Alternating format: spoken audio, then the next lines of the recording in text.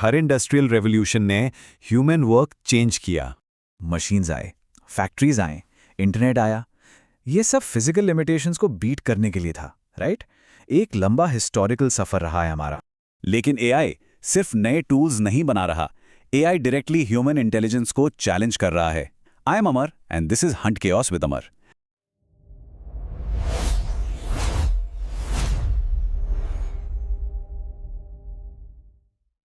आज के इस एक्सप्लेनर में हम मैक्रो इकोनॉमिक्स और डेटा के डीप वाटर्स में जाएंगे और समझेंगे कि कैसे ये एक टेक्नोलॉजी जॉब्स, वेल्थ और ग्लोबल पावर के पूरे इक्वेशन को हमेशा के लिए पलटने वाली है। New era of human work, the productivity shock. चलिए इस नए फेज को डीकोड करते हैं। हिस्टोरिकल ट्रेंड्स को अगर क्लोजली ऑब्जर्व करें तो एक पैटर्न बिल्कुल क्लियर है। जब भी कोई डिसरप्टिव टेक्नोलॉजी आती है ना, शॉर्ट टर्म में पुराने जॉब्स गायब होते हैं, पर लॉन्ग टर्म में मैसिव अनइमेजिनेबल जीडीपी ग्रोथ होती है। रोबोबैंक की रीसेंट इकोनॉमिक रिसर्च भी यही हाईलाइट करती है कि एआई बिल्कुल एक पॉजिटिव सप्लाई शॉक की तरह काम कर रहा है। एक तरफ इन्फ्लेशन और strict monetary policies global economies को हिला रही हैं और दूसरी तरफ एआई की इनसेन प्रोडक्टिविटी मार्केट्स को अफ्लोट रखे हुए हैं। जरा इस कॉन्ट्रास्ट को समझिए। 1870s में मेजॉरिटी वर्कफोर्स एग्रीकल्चर और क्राफ्ट्स में थी। पूरा गेम फिजिकल स्ट्रेंथ, मसल और हैंड्स का था। Fast forward to modern times और आज लगभग सारी इकोनॉमी कॉग्निटिव लेबर पर चलती है। हम प्योरली फिजिकल लेबर से शिफ्ट होकर एक ऐसी इकोनॉमी में आ चुके हैं जो कंप्लीटली ह्यूमन ब्रेन और डिसीजन मेकिंग पर डिपेंड करती है। AI and business power scaling faster. अब देखते हैं कि कॉर्पोरेट दुनिया इस अल्टीमेट वेपन को कैसे लेवरेज कर रही है। क्रूशियल पॉइंट ये है कि कंपनीज अब रूथलेसली एफिशिएंसी बढ़ाने पर फोकस कर रही हैं। इमेजिन कीजिए, ह्यूमन लेबर कॉस्ट ड्रास्टिकली कम हो रहे हैं और ऑपरेशंस रैपिड स्पीड पर स्केल हो रहे हैं, वो भी बिना हजारों नए एम्प्लॉइज हायर किए। जो रेपिटेटिव मैनुअल टास्क थे, उन्हें अब हाईली स्केलेबल एल्गोरिदम्स हैंडल कर रहे हैं। इसका डायरेक्ट रिजल्ट क्या है? Immense explosive profit margin growth. ये एफिशिएंसी और सर्वाइवल का एक बिल्कुल नया गेम बन चुका है। The risk which jobs will disappear, ये एक ऐसी टेंशन है जो आजकल हर वाइट कॉलर इंडस्ट्री में फील हो रही है। दरअसल कंपैरिजन बिल्कुल स्ट्रेट फॉरवर्ड है। आज के टाइम में सिर्फ स्मार्ट होना काफ़ी नहीं रहा। जो जॉब्स हाईली प्रिडिक्टेबल हैं, डेटा हैवी हैं और रिपीटेटिव नेचर के हैं, फिर चाहे वो कितने ही फैंसी या हाइपिंग क्यों ना हो, वो एग्जैक्टली एआई के डायरेक्ट क्रॉसहेयर्स में है। सेफ जोन में कौन है? वो रोल्स जहां extreme flexibility, deep human empathy और नुआंस्ड कम्युनिकेशन की डिमांड होती है। क्योंकि रियलिटी ये है कि मशीन्स अभी तक सच्ची एम्पैथी फेक नहीं कर सकती हैं। वैसे इंटरेस्टिंग बात यह है कि ऑटोमेशन का डर कोई नई चीज नहीं है। हिस्ट्री में पहले भी कहा गया था, automation is scrapping 40,000 jobs a week. History अपने आप को रिपीट करती है। लेकिन इस बार एक मेजर ट्विस्ट है।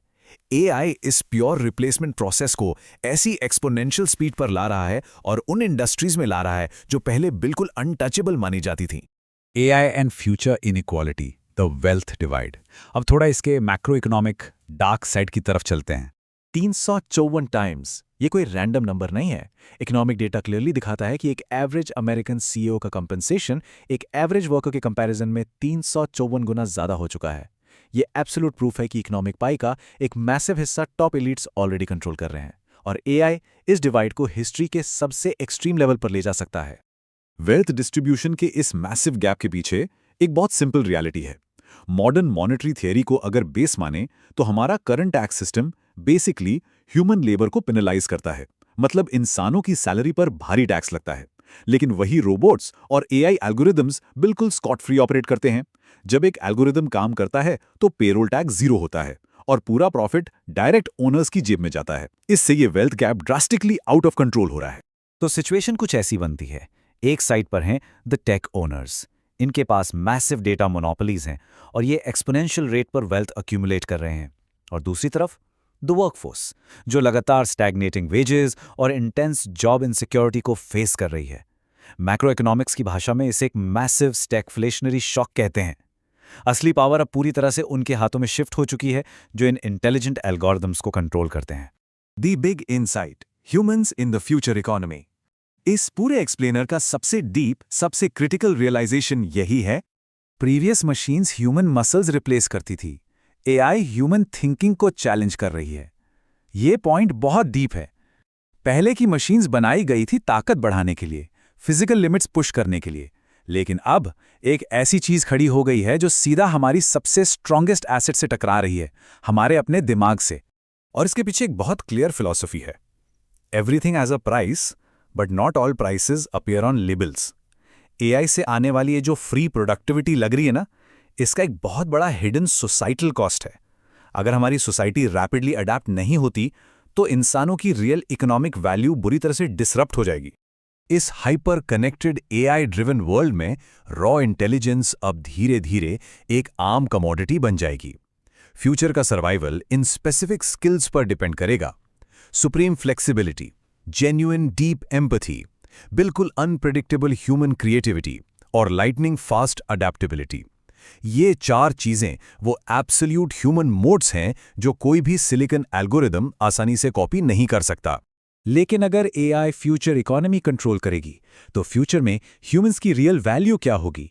ये वो सवाल है जो ग्लोबल इकोनॉमिक्स के हर पुराने रूल बुक को पूरी तरह से आग लगा देगा। फ्यूचर में सबसे वैल्यूएबल चीज लेबर होगी या क्रिएटिविटी, अटेंशन और इंटेलिजेंस? इस chaotic और फैसिनेटिंग फ्यूचर का एक्सप्लोरेशन कभी यहां खत्म नहीं होता। अगर ये एक्सप्लेनर वैल्यू ऐड कर पाया तो लाइक जरूर करें, सब्सक्राइब करें और continue the journey on the global money machine. Stay curious, stay adaptable